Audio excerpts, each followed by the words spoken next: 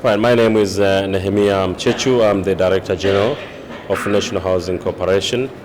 This is a government, is a state-owned company and one of the largest company in Eastern Central Africa. We have the largest number of stock in Sub-Saharan Africa compared to another company.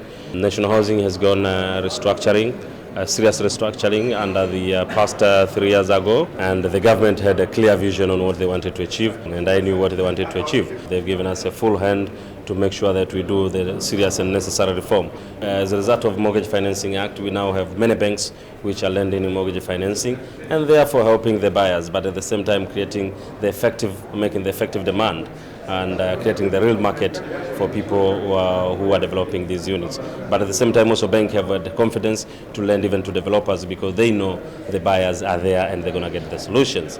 And it has enabled development of vertical, and horizontal expansions or developments, and because now you can do it on unit title. So I'm saying the story is good, and the TMRC is providing a long-term facility or a long-term financing solutions for the banks, and I think that has been a very good initiative by our government and the World Bank. And it has set a trend. Everybody today, they realize that they can come to government and work it. There's a good environment working.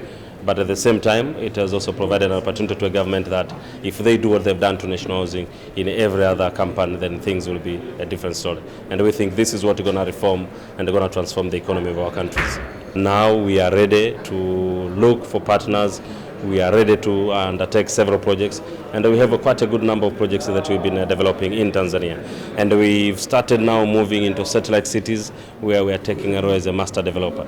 The 3 satellite cities are quite big.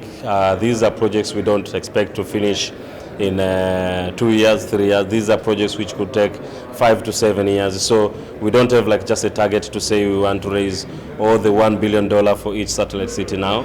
But we are looking for serious players who have got a long-term vision and they want to take a long-term direction on investing in Tanzania, and we're going to work with them. But at least we've been targeting people who can come with a minimum of 20 million, be it an individual company or an individual person. But also we are looking for consortium of companies who may want to come and work together with us.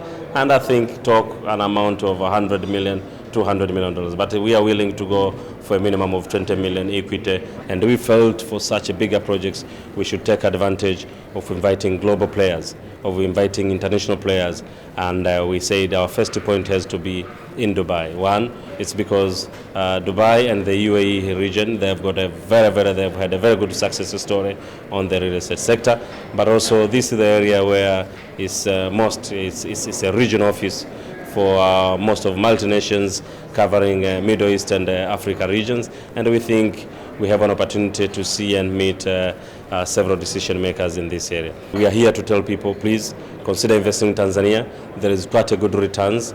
It used to be a risk not to invest in Africa. It used to be a risk to invest in countries like Tanzania. Today it is a risk not to invest in those countries because there is a lot of economic opportunities underpinned by the population, by the age of its population, by the natural resources which are there, the amount of land and the potential that we see in agriculture. It is a future, a new frontier for the world, and you cannot really ignore Africa more as it used to be the case before. We are saying, guys, welcome. Tanzania is ready for you. It's just a beginning. There's more good story to come.